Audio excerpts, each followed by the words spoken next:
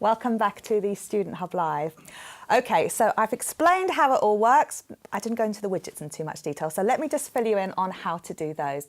You'll see at the bottom of your screen, if you're in our Watch and Engage view, that there are lots of things we'd like you to vote on. Right now, we're asking if you're a new student, what the word university means to you. That's a tricky question. What does a student mean to you? And when you were older, did you experience any of these things, like setting a VCR, working before the internet, etc.?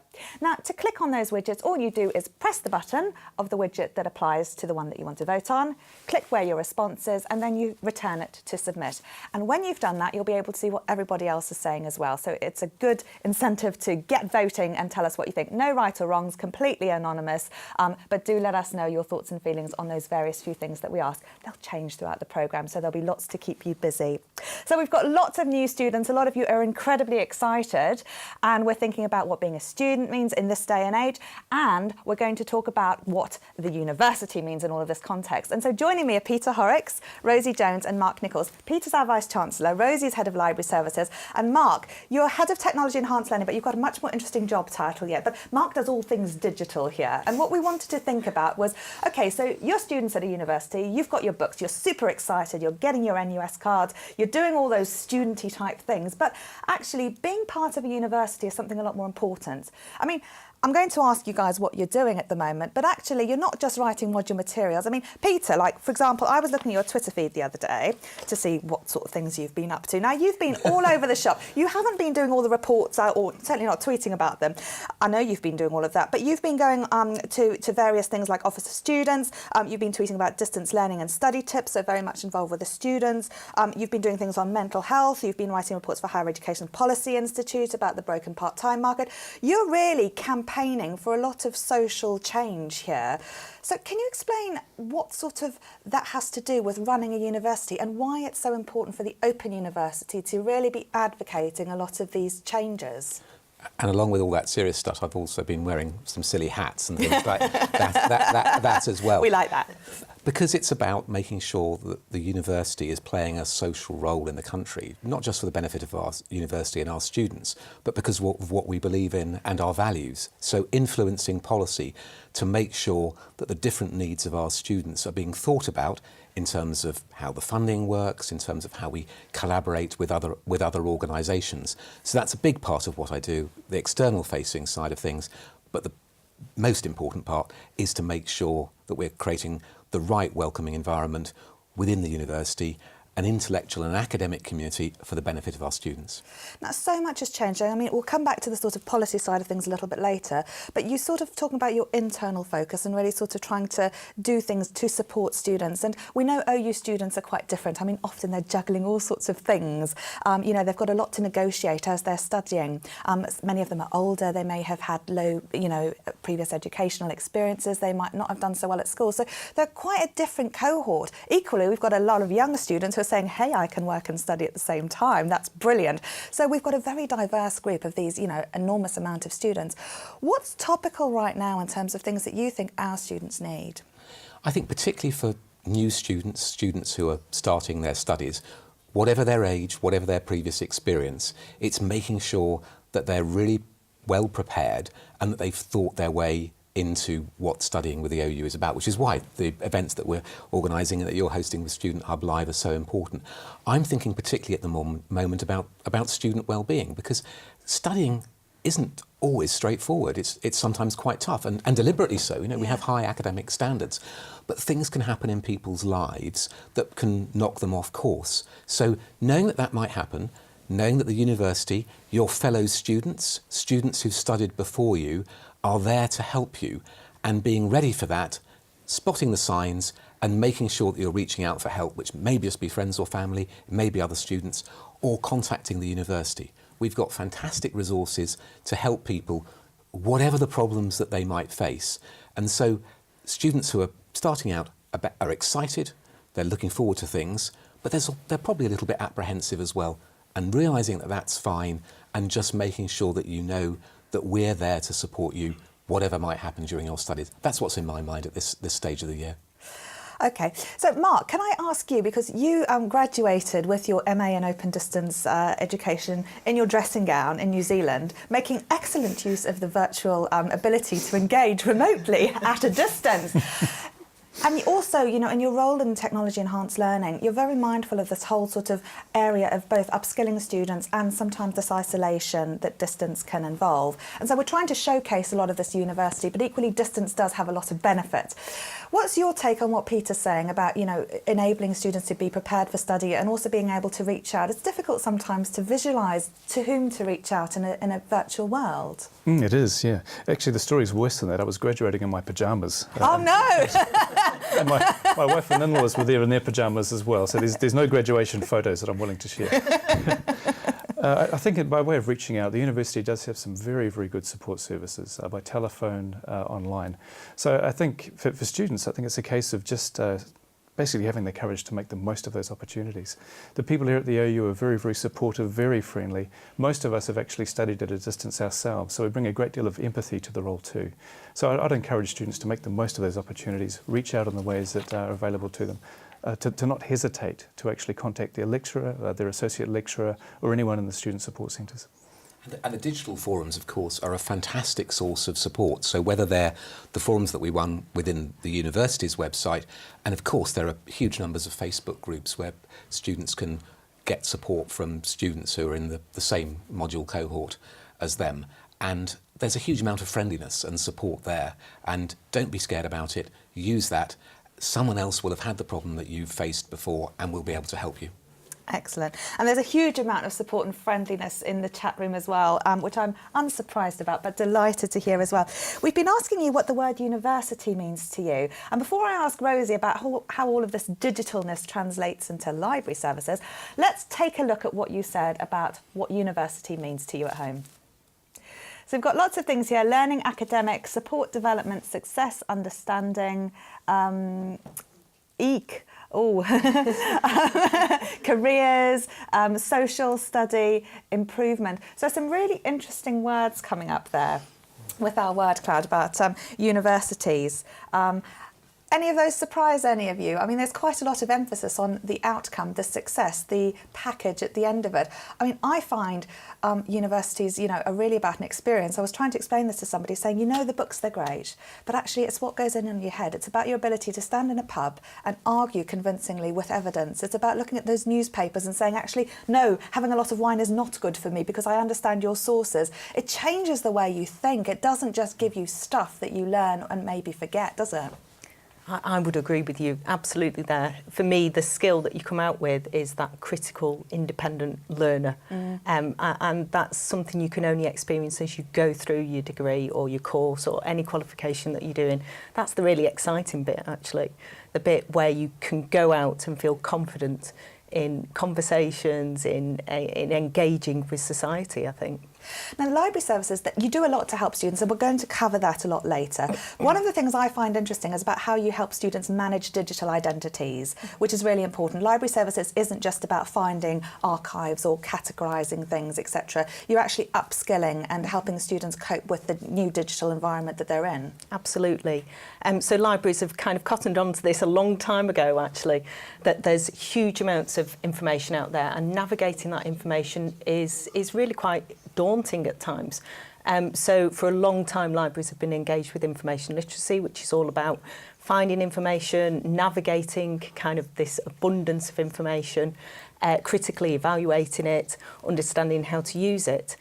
But you're absolutely right, we now are exploring opportunities with digital capabilities because we understand that digital identity, digital well-being, understanding how you communicate in a digital world are actually really important skills as well. So we push those agendas constantly. We offer opportunities to train in those areas. We offer bite-size or full training sessions to help you understand, I suppose, your digital footprint in a way. Very important. Well, Devon needs more coffee. Carla is very excited about her studies, and Alice can't wait to start and finish. Hang on, Alice. You're going to have a bit of a way ahead of you. Don't wish for the end yet, because the process is what is so important. Let's think about this process then, because students are really excited. They're going to get allocated their tutors if they haven't already. They're going to start meeting each other. There's massive talk on the forums and everyone's super excited. But Peter, you mentioned sometimes it doesn't go according to plan, often because students have these busy lives, etc. And you mentioned, well, we've all mentioned the sort of various types of support that are out there for students. But from a university perspective, we sort of touched on policy and things. What's the university doing about trying to sort of help students and empower them through this process, maybe when things are complex because of the nature of the study? It's making sure that the expertise that we've got within the university is widely shared. So if people have some more severe problems and maybe they have a mental health condition or they need to go and see their doctor or something like that, that's the kind of thing which it's important for the university to know about. Obviously, it's up to the student, there's issues of confidentiality, but making your tutor in particular aware of something that you're facing is really, really important. And your tutor will be incredibly sympathetic. There are lots of things that the university can do, potentially deferring an assessment, banking assessment that's already been achieved, just offering a friendly ear to listen to the problems that you're facing. And in our student support teams, we also have lots of expertise. So what I want to do is to make sure that expertise is widely spread, that the great resources that we've got through the library, through the website, that can help to support students, some of those self-help techniques that people can use, and then making sure that the community is there to support people as well. One thing, just going back to the word cloud, that wasn't there was community. And I'd hope that if we do this again in a year or two's time, that sense of community and a community of learners is really important. Rosie's absolutely right that one of the things that university gives you is the capability to think independently. And that's about not making assumptions and challenging things, but it's not about being a solitary learner. An independent learner shouldn't be solitary, and certainly won't be with the support of the university around them. It's a really important point, because often people are doing assessment on their own, but sometimes we have collaborative activities which again encourage students to think, to sort of give some way of facilitating and maybe commenting on certain things or having forum discussions, etc. So the distance aspect can facilitate that community, but I think what you're meaning is something a little bit different. It's that sense of I'm not alone. Yes, and it's very important that people understand that there are quite a lot of people who are quite shy, who may be choosing the Open University rather than going to a physical environment where you've got lots of sort of social interaction, feels like the right thing to do. But you can learn more effectively by exchanging ideas. And so whether that's through an online tutorial and talking to your fellow students, or whether you feel more comfortable because you're typing it into a forum or something like that. It's really important for people to understand that although a lot of the study experience, of course, is reading things and thinking about them by yourself, interacting with other people is a critical part of improving your learning and also having a more positive social experience, which can help you to carry you through if you face difficulties along the way. And students are a great, obviously, people to interact with, but it doesn't just have to be students. I mean, when you were studying, for example, did you ever go and tell your friends about certain things that you were learning about and try and articulate? Last week we were talking about how you learn best, and people were saying actually talking to myself or talking to somebody like my cat or another person who knows nothing about the subject can often be more useful than trying to explain something to other things. So there's a time and a place, isn't there? But anyone will do. Does your cat give you good feedback? None at all. None at all. The dog's better. Must say that. And now we'll have an argument about cats versus dogs.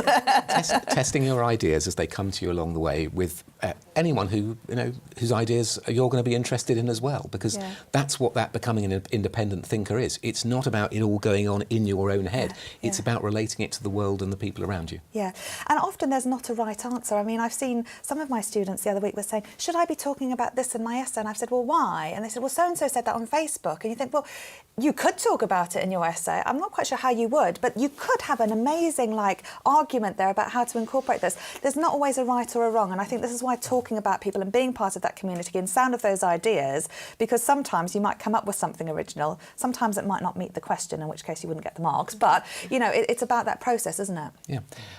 The OU students are the students who are most living in the real world. I mean, the university experience when you go away and study and you're studying on a campus, of course, is fantastic and a wonderful thing.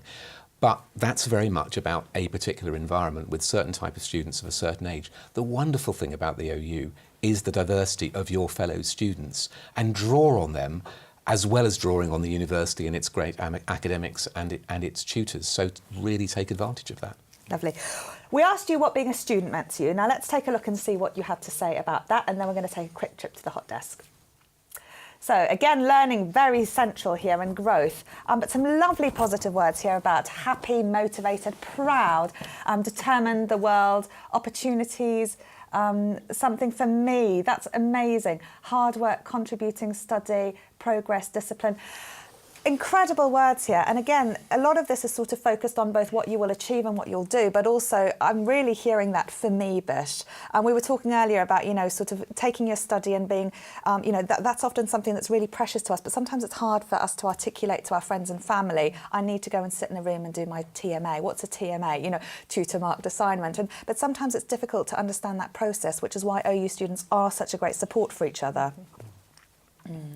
I think talking to your family about it, so the sorts of things that people are picking up through interacting with this programme, and discussing it with your partner, maybe your children, someone else who you might live with, and helping them to understand that you're going to be going through a very different experience. You know, there'll be times when you need to go and shut yourself away for a few hours and really focus on your studies. That may be very different from how you've been in the place where you live previously.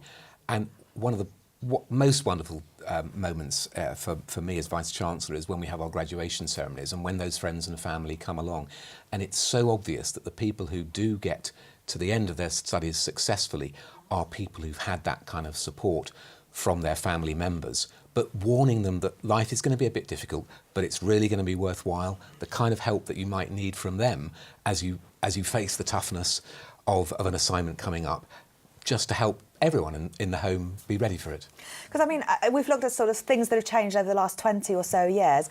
In a 6 or 7 years, whatever sort of period you're doing a degree, a lot can change in your life as well. You might have certain things that come or go, you know, so many things can change. We never know what the future holds, but how exciting to be going on that journey as well, and to sort of, you know, be having something for you there.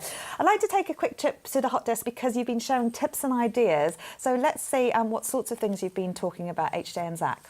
Well, as always, there's lots going on. We can't escape it. But Rabilla's just joined us now and studying an Access module. I'm very excited to start, so that's good. We've got loads of people starting on Access modules. So as Peter said, maybe in a year's time we'll hear how you're getting on and how you found the university community as well.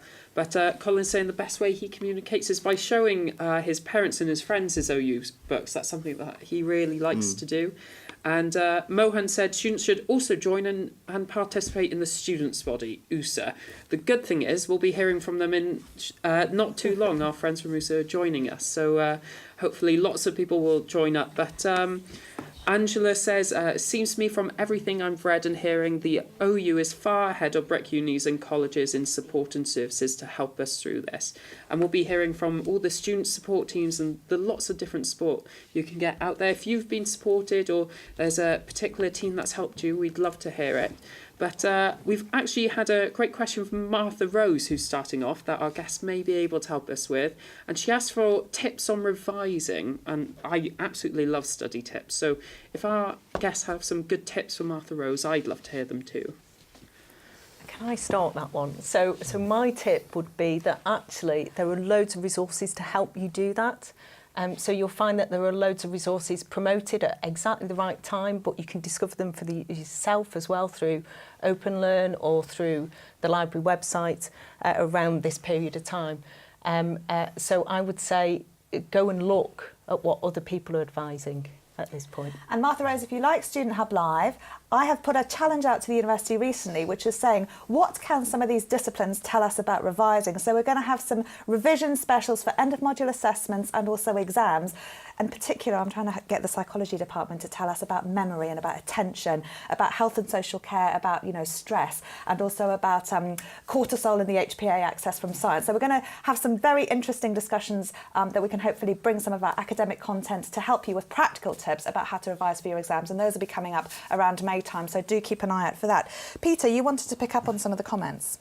Yes, I was picking up on what HJ was saying about the Students' Association. it can be a little bit of extra commitment, but getting involved and giving something back is incredibly valuable.